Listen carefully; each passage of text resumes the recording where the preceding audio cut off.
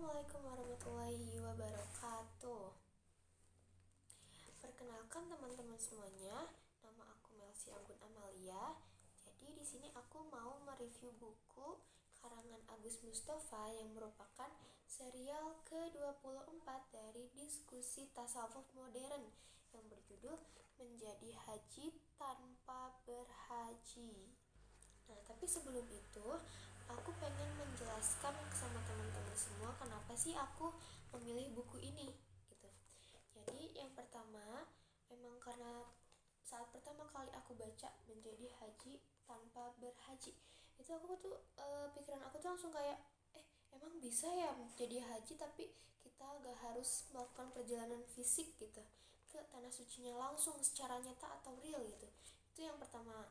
Dan yang kedua itu aku milih buku ini karena tema yang diangkat itu rasanya kayak relevan aja gitu ke kehidupan sehari-hari. Aku juga pengen tahu perspektif atau sudut pandang POV dari si penulis ini tentang hal tersebut. Lalu yang terakhir aku milih buku ini untuk memahami haji dari segi syariat, tapi juga ingin mengetahui makna spiritual dan nilai-nilai makna batin di baliknya gitu. Dan aku ambil 4 fokus utama buku. Yang pertama, makna haji yang sebenarnya. Yang kedua, haji masa depan kehilangan substansi. Yang ketiga, meneladani Nabi Ibrahim beserta keluarganya. Dan yang terakhir, menjadi haji tanpa berhaji yang merupakan inti dari si buku ini. Langsung aja ya, yang pertama, fokus buku yang pertama itu haji dalam makna yang sebenarnya. Tapi di dalam sini itu si penulis itu menjelaskan tentang tipe-tipe haji, teman-teman. Nah, yang tipe pertama itu ada seseorang yang menempatkan haji itu sebagai rukun Islam yang kedua, teman-teman. Padahal yang semestinya itu urutan rukun Islam itu dimulai dari syahadat, sholat, puasa, menunaikan zakat, dan baru melaksanakan ibadah haji ke tanah suci. Tapi bagi mereka itu haji itu adalah segala-galanya gitu. Seolah-olah mereka hanya mengejar predikat haji ataupun hajat ataupun status sosial atau pokoknya mereka ini pengen terlihat wow gitu di masyarakat. Lalu apakah harus sempurna dulu dalam ibadahnya? Nah, jawabannya enggak, teman-teman. Tapi nggak boleh ditinggalkan juga. Terus yang dikejar hanya predikat atau status sosialnya agar terlihat terhormat di masyarakat, itu nggak boleh ya, teman-teman.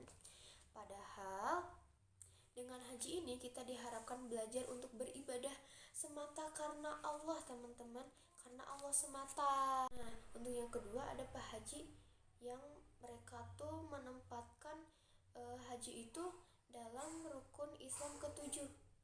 Maksudnya gimana? Jadi setelah mereka beribadah, mereka itu mengejarkan kebahagiaan duniawi mereka dulu. Contohnya kayak setelah zakat beli mobil dulu kah, atau beli rumah dulu kah, begitu. Tapi pelajaran haji itu adalah pelajaran berkorban dan berserah diri kepada Allah, yang tentu nilainya akan sangat tinggi ketika kita bisa melaksanakan dalam keadaan yang benar-benar berkorban, memperoleh keridhaan yang setinggi-tingginya dari Allah Subhanahu wa Ta'ala, yang tertulis dalam surah Al-Baqarah ayat 207. Lalu ada haji yang tipe haji ketiga, yaitu yang hanya sibuk baca doa. Padahal di surat Al-Baqarah ayat 200, haji mengajarkan kepada kita untuk memperbanyak zikir, teman-teman. Sedangkan doa itu mungkin hanya sebagai pelengkap. Nah, tapi kadang kita berdoa hanya semata-mata ingin kebahagiaan duniawi, entah itu pengen masalah jodoh, masalah ekonomi. Padahal doa yang benar itu ketika kita meminta kebahagiaan duniawi maupun akhirat, teman-teman. Tapi jangan lupa, Allah itu lebih tahu daripada kita. Apakah ini baik untuk kita? Apakah ini salah untuk kita? Jadi kita gak boleh berprasangka buruk ketika kita itu tidak mendapat apa yang kita inginkan. Siapa tahu ketika karena ada sesuatu yang lebih baik teman-teman. Ada sesuatu yang lebih baik sebagai pengganti dari doa kita sebelumnya gitu. Tapi perlu diingat juga teman-teman bahwa berdoa itu juga nggak cukup. Orang yang berdoa itu akan memperoleh balasan bukan sekedar dari apa yang mereka ucapkan, tetapi dari apa yang mereka usahakan juga teman-teman. Jadi pokoknya harus seimbang antara kita berdoa dan berusaha gitu. Nah, tapi yang jadi masalah di bagian ini itu, apakah para jamaah itu memahami apa yang mereka baca, apa yang mereka doakan? Tapi dalam prakteknya juga banyak Pak Haji yang hanya membaca tanpa mengetahui makna atau artinya. Jadi hanya sekadar membaca gitu, ataupun mengikuti pemandu atau mutawif gitu. Nah, lalu ada yang keempat, yaitu haji kredit. Jadi boleh gak sih kita tuh melakukan ibadah haji tapi pakai kredit? Nah, pada dasarnya kredit itu sama aja kayak berhutang kan? Nah, bukan nabung karena langsung instan gitu. Nah, padahal perlu kita ingat teman-teman, syarat haji itu diwajibkan bagi yang mampu. Nah, kalau dilakukan secara hutang berarti kan sama aja kita belum siap pada saat itu teman-teman. Jika belum mampu maka tidak diharuskan, karena Allah tidak akan membebani seorang hamba dengan hutang yang memberatkan dalam beribadah. Nah, lalu kita masuk fokus buku yang kedua, yaitu haji masa depan kehilangan substansi. Nah, jadi si penulis di sini itu merasa khawatir teman-teman dengan kehilangan substansi dalam belajar berbagai hikmah kehidupan yang sangat berharga ketika kita menjalankan haji.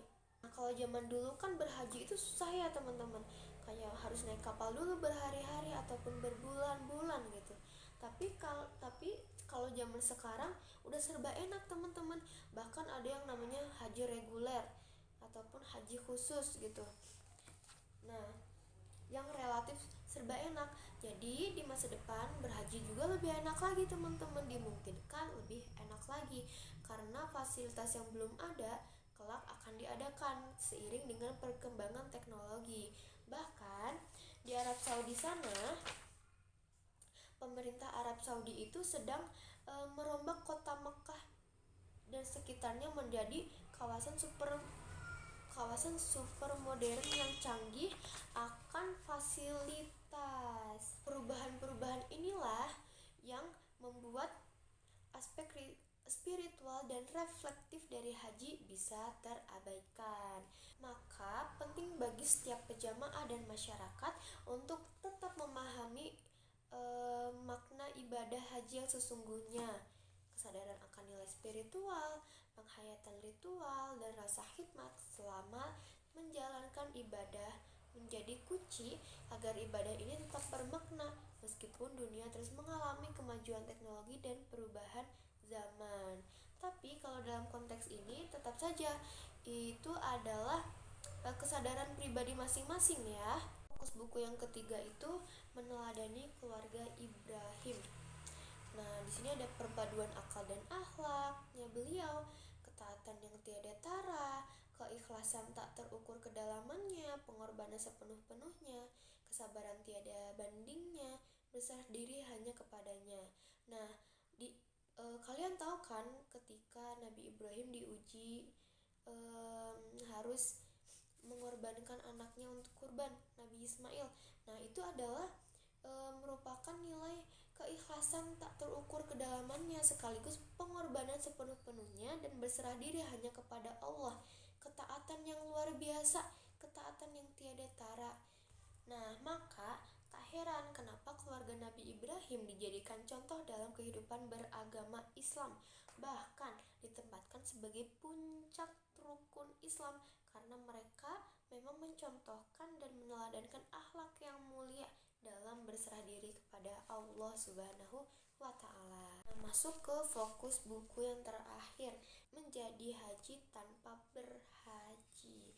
Nah, pertanyaannya di sini, apakah orang-orang yang tidak mampu tidak memiliki kesempatan untuk memperoleh hikmah ibadah haji?